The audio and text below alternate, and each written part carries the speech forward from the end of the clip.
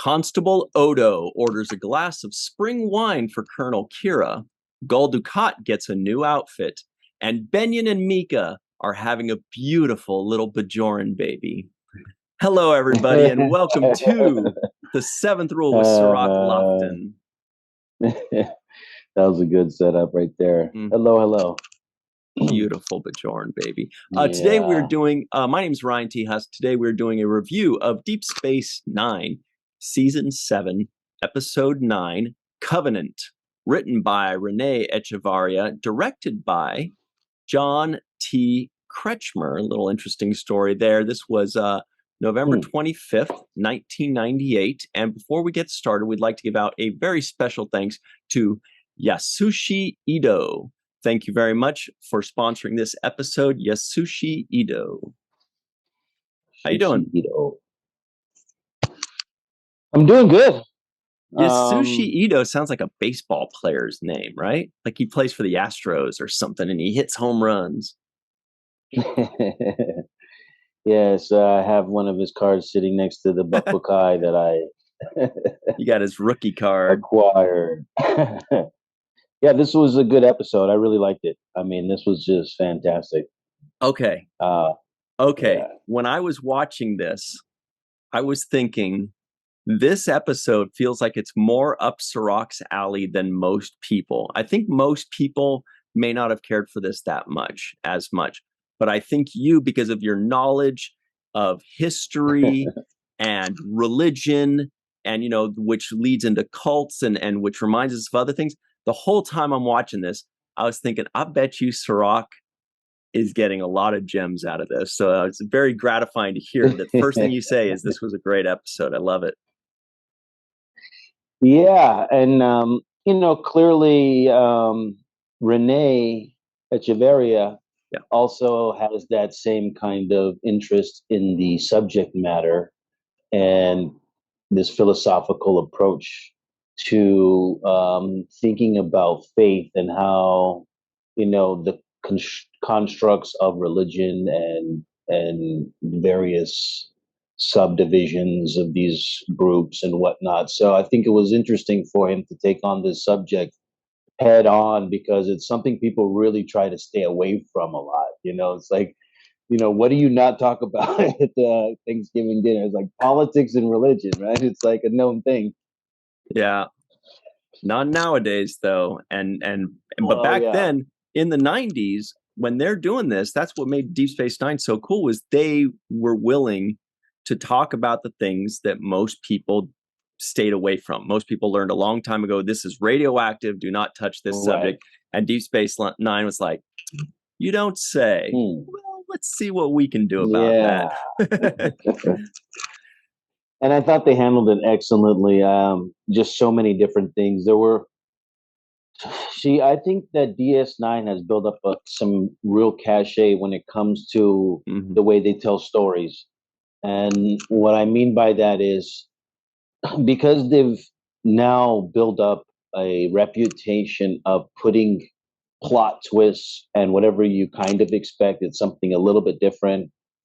They've earned the respect for you as a viewer to watch it and think you know it, but then you're not quite sure if you're 100% accurate, right? So I'm watching it like, yeah, I think Dukat is evil. I think Kira's right, but I know these writers are gonna always give me a curveball. So always is he right? So there's a slight doubt that they always kind of push in the back of the narrative, which made for a great story for me because it left that seed of doubt when you were watching this kind of story unfold. Yeah, and oftentimes with Star Trek, we know where the twist is coming, where it's coming from. We know where the twist is going. And then when we get it, we're like, yes, thank you, Star Trek. I thought you were going to do that. But then the other half the time, we go, all right, I know where this is going. And then they give you a different twist than you're expecting. And I don't know if you don't necessarily want a different twist than you're expecting every single time. But it's great that, it's kind of like a 50-50 thing. So you never know for sure. You think you know, You think you know where it's coming from or where it's going, yeah. but And so I'm going to translate it to just a different analogy because I like to study poker, and there's a lot of really great poker players out there. yes, you And can't bluff every hand. right, but you can't always bet big when you have the best hand. So sometimes you have to bluff so that people not sure Yeah. whether you have it or not, right? And that's basically building that credibility. If you know that the guy's only going to bet when he has the best cards, then you're going to be like, oh, he just bet big. I'm out. I know he's got it. You're so right. Right. So I think that's what the writers do with this show is because they've given us so many twists and so many like, oh, you thought it was this way, but it's not this way. Oh, you like Eddington? Well, guess what? Eddington's not. Good. I You can't know, help but it's like, smile every time you say yeah, Eddington. yeah. Or even with the marquee guy, was it Calvin? Yeah. Calvin, um, Calvin the Cal Hudson. Hudson, I think Cal Hudson. Yeah, I was trying to remember if it was Hutchinson or Hudson, but Hutchinson is yeah. Next They gave this Generation. twist. They gave this twist on him. Like even though you thought it was going to go one way, it was like Cisco kind of supported slightly. It's like Yeah. I Played kind of beautifully by Bernie Casey, by the way, and that was a yes, great two-parter. yes, So glad they made that two parts rather than yes. one. And so, even with the twist with Zial, the twist with Kira's mother and Ducat, which they brought back up in this storyline as well, and he kind of said, he brought the mother thing back up. This was great because there were moments when you're like, kind of like maybe Ducat has been changed, or maybe he's possessed by something that has Yeah. changed him. And so perhaps the real Ducat has dissipated somewhere in the background, but um Kira wasn't fooled for a second, and she's so awesome in this episode too because she's like, all right, okay, she actually plays Columbo. This is Kira's version of Columbo Yeah. in my way. It's like, hey, don't say this. He's like, okay, I won't say anything. Just one question. Did you pray alone? Did she That pray was alone? gold when she said you prayed alone with him, and he goes, yeah, of course. And she's like, Yeah. did Mika? And he's like, I don't think I like where this line of questioning is going. I think this interview is over. Thank you very much. Taking off the microphone. Yeah, no, that was great because that was beautifully written because that was enough for the viewers to know what she's implying. It's enough for the character of Benyon to know where she's going. And it was enough for us to see, like, it just worked, like just that one little thing was enough for everybody in the room, including the viewer, to know what's going on and for all of us to kind of go, aha. And then of course they just confirm it like the very next scene, he's like when Gul Dukat's like, I was weak and you were so beautiful. That's why. It's because she was just happened to be beautiful that night. That's all it was. She was beautiful. It was she had a good hair day. Beyond his control. Yeah, well that's one of the main themes of this episode. One is extremism. Yeah. And so when you do take things to an extreme, you get this kind of behavior, regardless of what the center point of the extremism is, right? If it's taken to the max, all out, then you get this kind of behavior where it's unusual, to say the least, right? You start to pass judgment and condemn people, or you know um, ostracize other people because of your extremism, and so then there's no level for acceptance or agree to disagree. It's almost that's why they were isolated. That's why you see the David Koresh type of Waco, Texas things happening exactly way out in its own remote kind of bubble because it can't um coexist with mainstream of society, right? Because there's no level of acceptance for anything that's outside of this levels of extreme. Mm-hmm. So I thought that was another great point when you had the Empok Nor and they kind of were like, hey, this is abandoned. Nobody's going to come over here. That's another example of how you isolate your ideas so that nobody can challenge it. Nobody like Kira can come in and say, hey, you guys don't think it's weird that Right. da, They da, don't da, want da? outside influence. Right, And you'll right. notice that that is that is typical, cult behavior, whether it's a religious cult, whether it's a social cult, whatever it is.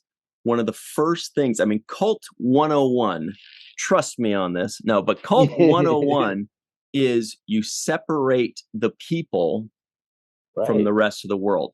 You separate them from family and friends so that the family and friends can't talk them out of it or can't say, wait a minute, let's talk about Yeah. this. You separate them from the mainstream media. You separate them from the world, the newspaper, whatever it is, because you want to be their only influence. And yeah, a remote space station that's Right. abandoned in the middle of nothing is about as Waco, Texas as you can find. You know what I mean? That's Right. even more Waco than Waco. It also reminded me of Jonestown. Yeah. But Jonestown was like late 1800s, but that was like 900 people or something like that. I don't remember exactly what the story is. I just remember like it was a huge number. I think Yeah. 900. Melissa texted that their their inspiration was nuts. No, I don't remember. But it wasn't like Waco. It wasn't the Branch Davidians. But it was another one of those. I'll remember in a second, or I'll just find it. But Yeah. this happens all the It, time. it, it, it, it, you can put any name on it. It doesn't have to be something obscure. We obviously know about these incidents because they involve mass suicide events, right? Where leaders were able to convince a large group of people to basically commit suicide at the same time, Yeah. which is one of the main premises in this episode. So it's that extreme kind of thing, but it doesn't have to always be mass suicide. It could be start a war or do some kind of other violent thing. Right? It could, the idea of extremism can go in any direction. Obviously we were fighting it in parts of the Middle East and all over the world. Yeah. Where people become extreme about an idea and that's it. Everybody has to follow or they get their head chopped off. And that's the extremism finds its way in other forms. It can be in any religion. It can be in any ideology. It could be, we see it in political beliefs. We see it in religion. But I thought they dealt with it pretty good because um, what they really dealt with, what Renee really dove deep into, is the rationale for how people validate their belief system. And I think that is also an important kind of revelation in this episode. How do people rationalize it? Because everybody was like adamant that this is like you can walk around freely, talk to whoever you want. You can, like we'll stand in front of the person and you can't kill him. You have to kill all of us. And it Yeah. was just like basically they were saying, hey, there's no problem here, and Yeah. and they were You're not rationalizing it. saving us. We don't want to be saved. Yeah, You're the right. outsider. Yeah. Meanwhile, they're holding you captive against your will. but never mind that because we just got to convince you because as Ducat kept saying, which was so eerie and like it was like ugh, every time he said it, he would say, so that's why you need to be by my side or something like that. He kept saying that over and Oh over yeah. again. Yeah. You Yeah. know, As an example, that yeah, if his biggest enemy could then be by yes, his side, then that could really show everybody. There was a lot of actually, and by the way, I looked back real quick. It was Heaven's Gate. That was the one that happened in the 90s. It was Heaven's okay, Gate cult thing. I don't know much about that one, but I'm sure Melissa and everybody in the free for all can explain all of that to us. But there were some religious things that I kind of wanted to get your take on because basically Ducat was saying, hey, I've spoken to the Pa-wraiths. They have told me what to do, and I am just a vessel for their word, right? And then you have people like Kira saying, that's ridiculous. That's impossible. She doesn't believe it for a second.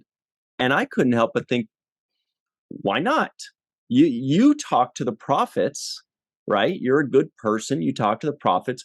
Presumably, the Pa-wraiths are kind of like the evil gods. Why wouldn't they talk to Ducat? Seems like a match made in heaven or hell or the wormhole or whatever. Like, well, why wouldn't you believe that? I would believe that immediately. I'd be like, it's about time, right? It's a perfect fit. So I thought that was a little strange that on one hand, she says that Pa-wraiths are evil, but then on the other hand, she's like, they couldn't possibly talk to you. It's like, yeah, they could. Yeah, that's like cheese and crackers, man. Yeah, I thought, he was making some valid arguments for himself. And that was what was so great about it. That the, like I said, the rationale, the reason behind his madness was actually somewhat undercut by a kind of a halfway valid argument. One of them was, he says she questions whether this whole thing about the Pa-wraiths, and he says, yeah, she's like, well, that's not what it says in our Bajoran text, and he says, well, history is written by the victors. Right? I love that. That is, we could talk for an hour just about that, because that is a fact through and through. History is written by the victors. That is a line that you can always use, and it's so true, and it made sense there because it's like, yeah, well, of course, you read things from the Pa-wraith's point of view. We see that all the time in Western civilization, right? I mean, we know, we're like, oh, we're growing up reading the history books, and America came and saved the day again. Right, written by America. Got it. Okay, but anyway, like, so we see this, we get it. Beautiful line. I didn't mean to jump on you there, but I feel like that was almost the crux of the whole episode for me, was that line. Yeah, that scene, because following that line, she says, so I guess the ancient Bajoran texts are wrong. Yeah. And he's like, what are you talking about? You know that they would suppress information and not tell you the full truth about, what's going on. So, and there's a lot of people that believe that to be true in other religions as well. Like, not all of the information is fully and readily available. There's been editing over the years. The idea, for example, of the King James Bible and King James getting the chance to be the editor or author of the Bible in a sense, and things get lost in translation. Things get lost in translation. Different empires get conquered, and regions get taken over, and there's new rulers, and stuff gets destroyed or put away and hidden, and who knows where things are. So ultimately, what I'm saying is, some of the reasons behind his actions, some of the logic he was using to try to convince her, was based on actual sound. He didn't sound far-fetched as she was making it out to be. I thought he was making a good case for himself for a while. The part where he couldn't convince Kira or me was that he was this benevolent, good-willed person, because as you say, the Pa-wraiths are essentially the evil spirit. We've seen them, do evil things. Like, I thought the episode of the line was the line of the episode was when Kira looks and she says, was that before or after you killed Jadzia? That was just a knife through a sternum right there. Yeah. That was like, zing. It was the mic drop moment of the episode. I was like, pause. Yeah. They could have just paused it right there, because it was like, and she said it so like waiting to get him, and not like a forcefully, and like angrily. She was just like, it was like checkmate, That was kind of a Columbo move too, right there. She's like, I see.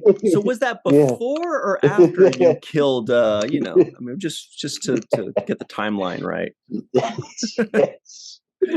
Yes. So I think this episode was just excellent. There's so many topics that they jumped on that I was like, oh my God, this Deep Space Nine never fails to, give you a challenging storyline, give you like all these kinds of basic twists in the not twists, but they frame things. For example, early on, Odo was kind of thinking about faith. Remember, they had a conversation. It was Odo and Kira had a conversation about faith. He's like, so they started. I wish I believed in God. You can. Yes, yes. And then Kira says faith has to come first, right? He's like, yeah, I would love to do this. She's like, well, first you have to have faith before you can, And then Ezri comes in, and her line was, well, what about the Klingon religion? Like, oh yeah, they're selling them on all these different religions. Yeah, that was like you great. can go to Stelgor, right? Yeah, and so the idea was and is that there are a lot of options for what you want and can believe, and that is actually another element of this episode that I think is legit, because there is a variety of things to believe, and to say who's wrong and who's right and would only be determined on point of view, whether not just point of view, but on the goodwill and intentions of the people involved. Mm-hmm. Right. So if you have negative intentions like Dukat does in this case, then it won't stand to logic. It won't stand to reason. It won't hold up to what your words are saying and your actions. But if your words and actions are in alignment, whatever choice you make, right, and it stands to reason, and it stands to, able to be exposed to cross-examination, for example, then that would be what I would consider a sound belief system, right? If you're open to hold your beliefs up to conversation, not essentially, condemnation, but conversation. Like, tell me about, your prophet. Tell me about what you believe happens to you after you die. I think those kinds of honest conversation anybody should be able to have without feeling offended. If they want it to be personal, that could be also the case too. Like, I don't really feel like, having a conversation about that. But ultimately, this is about extremism. This is about Dukat's kind of climax of evil, right? We've seen him be on the fence between good and bad, and then now it's like it's official. There's no redeeming qualities for this guy. There are a lot of people, though, that would argue that he was never straddling the line between good and bad. Now, I'm with you on that, but I feel like a lot of people would be like, what? He's been evil from the get-go. But of course, like, everybody is the protagonist in their own mind, right? So he might not think that what he's doing is bad. He thinks that he's out there saving the world or doing what's best. Now, he does know that he's lying or he's manipulating or he's doing all these things. And that goes to your point, which is intention. But, he's one of these master manipulators that forever he's always going to say, sure, I lied.